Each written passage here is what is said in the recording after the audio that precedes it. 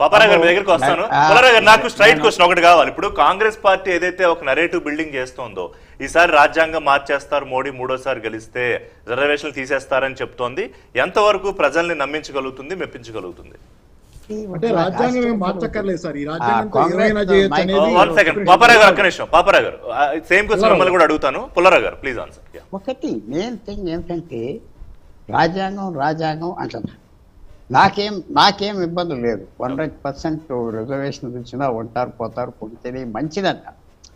But రాజ్యాంగం మార్చేస్తున్నారు, అంత లైట్గా మాట్లాడవచ్చా? నేను చాలామంది ఉన్నాడు, అదేంటండి అలా మాట్లాడుతున్నారంటే లైట్గా మాట్లాడే విషయం కాదు, ఇది చాలా సీరియస్ విషయం. నేను జ్ఞాపకం చేస్తున్నా, ఫ్రాన్స్ 100 సంవత్సరాల్లో 4 రాజ్యాంగాల్ని వేస్ట్ పేపర్ బాస్కెట్లో పడేస్తుంది. బ్రిటన్కి రిటన్ కాన్స్టిట్యూషన్ లేదు. బ్రిటన్కి మీకు చెప్తున్నా, కాన్స్టిట్యూషన్ ఇంపార్టెంట్, కానీ మనుషుల mind important, more important acceptance. ఒకటి, ఒక నియోజకవర్గం ఉన్నది, కాన్స్టిట్యూషన్ రిజర్వేషన్ నాకు కవర్, నా కులానికి ఇస్తున్నారని నేను భావిస్తాను, మిగతా వాళ్ళకి అక్కర్లేదు కదా. అరే మీరు అది చాలా కేర్ఫుల్ ఇష్యూ, చాలా కేర్ఫుల్గా అది క్యాలిబ్రేట్ చేయాలి. ఆ ఇష్యూ నెరేటివ్కి బాగున్నది. ఇది షెడ్యూల్ కాస్ట్ వాళ్ళు, తర్వాత షెడ్యూల్ ట్రైబ్ ఈ కంట్రీలో భారతీయ జనతా పార్టీ తరఫున ఉన్నారు ఎక్కడైనా. మీకు అది విశేషమైన పరిస్థితి, ఎందుకంటే దాని మీద ఫోకస్ చేశారు, వాళ్ళకి స్థలం ఇచ్చారు. మీకు మిగతా పార్టీలు, భారతీయ జనతా పార్టీ ఒక ఆనప్పుడు ఇవ్వలేదు. ఇప్పుడు ఈ 15 సంవత్సరాలు బట్టి ఫోకస్ చేశారు. ఇవన్నీ మనం చెప్పుకోవచ్చు, సాయంకాలం అయిపోతుంది. ఒక చిన్న విషయం, 2004కి 2024కి తేడా ఏమిటండి? 2004లో 27 రాష్ట్రాల్లో బీజేపీకి 4 రాష్ట్రాలు ఉండేవి, మీరు మర్చిపోవద్దు. ఓన్లీ 4 పవర్లో. ఉత్తరప్రదేశ్ లేదు, బీహార్ లేదు. బీహార్ వచ్చినప్పుడే నితీష్ కుమార్ పొజిషన్ గవర్నర్. ఉత్తరప్రదేశ్ లేదు, చాలా రాష్ట్రాలు లేదు. 24లో బీజేపీకి సగం రాష్ట్రాలు ఉన్నాయి. ఈ ఎలక్షన్ సీక్రెట్ ఏమిటంటే, మహారాష్ట్ర, బీహార్ 85 మంది ఎంపీలు ఉన్నారు. ఆ ఇద్దరు గవర్నమెంట్స్ కనుక బీజేపీ తీయించకపోతే వాళ్ళకి ఎలక్షన్ లేదు ఇవాళ. ఆ ఎలక్షన్ స్ట్రాటజీ బీజేపీది ఎక్కడ సక్సెస్ అయిందంటే, అదే మీరు తప్ప, నేను యాంటీ డిఫెక్షన్ లాకి వ్యతిరేకం, నేను పర్సనల్ కాదు. రఘునాథ్ బాబు గారు ఎన్నోసార్లు నేను చెప్తా వస్తాను, ఆయన అగేన్స్ట్ ఇట్. పబ్లిక్ ఫ్రీగా వెళ్ళాలి, ఎమ్మెల్యేస్ ఫ్రీగా రావాలి.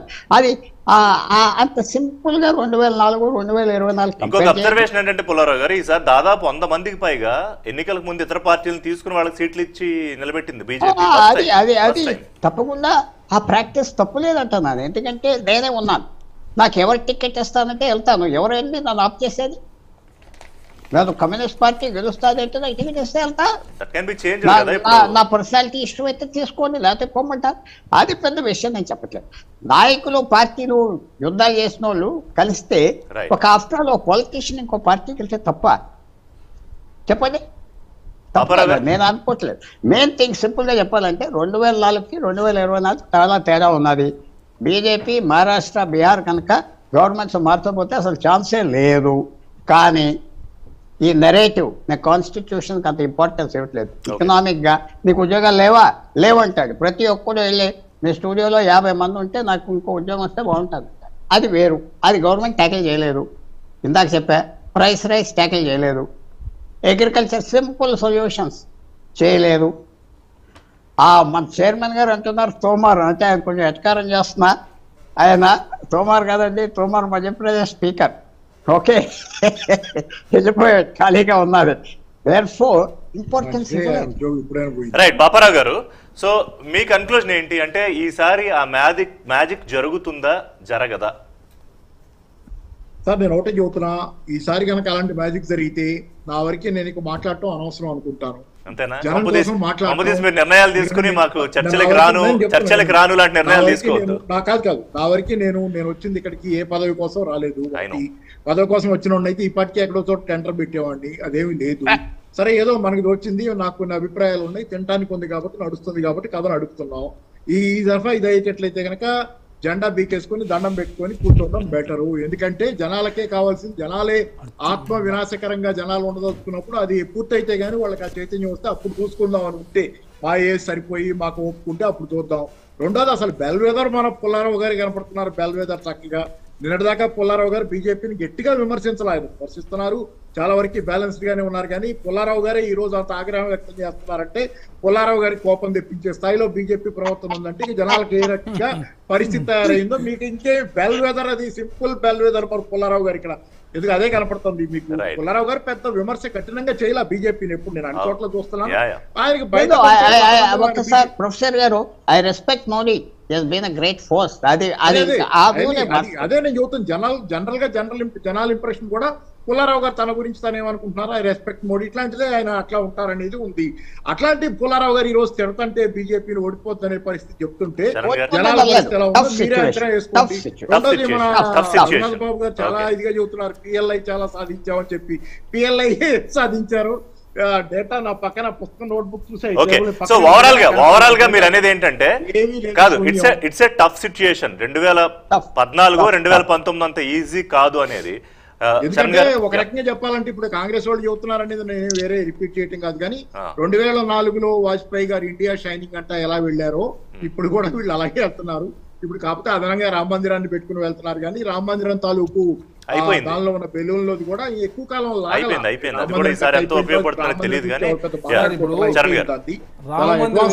మొన్న వచ్చినట్టు సిఎస్బిఎస్ సర్వేలో 8% మాత్రమే, నిరుద్యోగం 27% ఉన్నది, 8% మాత్రమే.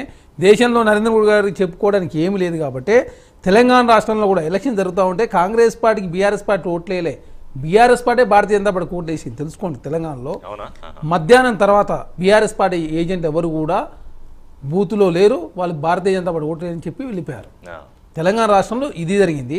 దాన్ని చూసేదో తెలంగాణ రాష్ట్రంలో భారతీయ జనతా పార్టీ పెద్ద ఎత్తున ఉందని కాదు, కాకపోతే ఉన్నటువంటి పార్లమెంట్లో భారతీయ జనతా పార్టీ ఓడిపోతూ లేని కాడ ప్రభావితం చూపే అవకాశం తెలంగాణ రాష్ట్రంలో ఉంది. కాబట్టి జాతీయ స్థాయిలో భారతీయ జనతా పార్టీ స్వతహాగా 273 స్థానాలు రానట్లయితే 80% ఏ ప్రాంతీయ పార్టీ కూడా సపోర్ట్ చేసే అవకాశం లేదు. కాబట్టి 70 స్థానాలు తగ్గుతూ ఉన్నప్పుడు 80% భారతీయ జనతా పార్టీ ప్రభుత్వాన్ని ఏర్పాటు చేయదు. కాబట్టి ఈవెన్ ఆంధ్ర రాష్ట్రంలో ఏ పార్టీ గెలిచినా కూడా తెలంగాణ కాంగ్రెస్ కూటమి, ఇండియా కూటమికి అన్ని ప్రాంతీయ పార్టీలు మద్దతు ఇచ్చే అవకాశం. ఎందుకంటే ప్రాంతీయ పార్టీ మీరు అనేది ఏంటంటే కాంగ్రెస్ పార్టీకి 100 ఓట్లు వేస్తే మిగతా వాళ్ళందరూ మీ వైపు రావడానికి ఆసక్తి చూపిస్తారు. 150 స్థానాలు 125 నుంచి 150 స్థానాలు కాంగ్రెస్ పార్టీకి వచ్చినట్లయితే ఖచ్చితంగా ఉత్తరప్రదేశ్ కావచ్చు, బీహార్ కావచ్చు, మహారాష్ట్ర సార్ బాబారావు గారు చెప్పినట్టు ఎందుకంటే ప్రభావితం చేసే అవకాశం చాలా స్పష్టంగా కనపడతా ఉంది. కాబట్టి ఎందుకంటే మీరు చూసారు భారతీయ జనతా పార్టీ అన్ని పార్టీ తినే ప్రయత్నం చేసింది. కాబట్టి పంజాబ్లో అకాల తల్లి కూడా పొత్తు పెట్టుకోలే, టీడీపీ కూడా ఎందుకో వాళ్ళ ఎగ్జిస్టెన్స్ కోసం బలవంతంగా పొత్తు పెట్టుకునే పరిస్థితి. మహారాష్ట్రలో శివసేన, ఎన్సీపీ ఏం చేసారు అందరూ చూసారు. కాబట్టి ఏ ప్రాంతీయ పార్టీ కూడా పొత్తు పెట్టుకునే అవకాశం, ఎందుకంటే జేడీయూ కథమైపోయింది, శివసేన ఇక్కడ కథం, ఎన్సీపీ అకాలీదళు, అదేవిధంగా ఇప్పుడు కర్ణాటకలో జేడీఎస్, బీఎస్పీ కథమైపోయింది. దేశంలో భారతీయ జనతా పార్టీ పొత్తు పెట్టుకునే ఏ ప్రాంతీయ పార్టీ కూడా మిగలలేదు. కాబట్టి దేశంలో ప్రాంతీయ పార్టీలను కూడా ఆలోచిస్తాం. రాజకీయ ప్రత్యర్థులనే కాదు మిత్రులను కూడా క్రష్ చేసి ఏంటి ఇప్పుడు అనుమానాలు? మేము పెరిగే ప్రాసెస్ లో కొంతమంది తగ్గుతారు, అది సహజం అది. ఇప్పుడు బీఆర్ఎస్ ఇక్కడ ఎందుకు మేమన్నా బీఆర్ఎస్ని బతులాడుకున్నామా, మమ్మల్ని మాకు ఇది చేయమని, పైగా కవితని ఇంకా అరెస్ట్ చేసే ఉన్నాం కదా. సరే, వాట్ ఎవర్ ఇట్ ఈస్. ఇక్కడ పాయింట్ ఒకటి, పుల్లారావు గారు కానీ ప్రశాంత్ కిషోర్ కానీ ఒక మాట క్లియర్గా చెబుతున్నారు. ఏమని? మోడీ గారి మీద అభిమానం లేకపోతే విశ్వాసం అదైతే పెద్దగా ఏదో అవ్వలేదు, ఉండొచ్చు. కాబట్టి వాళ్ళు జరుగుతున్న అంటే పార్లమెంట్ ఎలక్షన్లో ఎవరు హెల్మ్ ఆఫ్ ద అఫేర్స్, ఎవరు చీఫ్ అవుతారనే కదా చూస్తారు. వాళ్ళ నిజంగా అదేంటి కౌశిక్ అన్నట్టు కాంగ్రెస్ ఏదన్నా వస్తే అనుకుందాం, అంటే ఇది హైపోథెటికల్, వస్తే కూడా అక్కడ ప్రైమ్ మినిస్టర్కి కాంగ్రెస్గా వస్తుందని ఏమి నమ్మకం లేదు. చాలామంది రెడీగా ఉన్నారు. వాళ్ళు ఎక్స్ప్రెస్ కూడా చేశారు, అదేమి దాచుకోవాలా, తర్వాత చూసుకుందామని కూడా అనుకోవాలా. కాబట్టి అవన్నీ సాధ్యం కాదని ప్రజలకు తెలుసు, ఎవరుంటే సేఫ్ అనేది ప్రజలకు తెలుసు. చూద్దాం ఎలాంటి మ్యాజిక్ జరుగుతుంది. మళ్ళీ తిరిగి మూడోసారి కూడా మోదీ మ్యాజిక్ రిపీట్ చేస్తారా, తిరిగి మూడోసారి బీజేపీ ప్లస్ ఎన్డీఏ కూటమి అధికారంలోకి వస్తుందా, కొన్ని రోజుల్లో తేలిపోతుంది. Thank you very much Pullarao గారు. Thank you.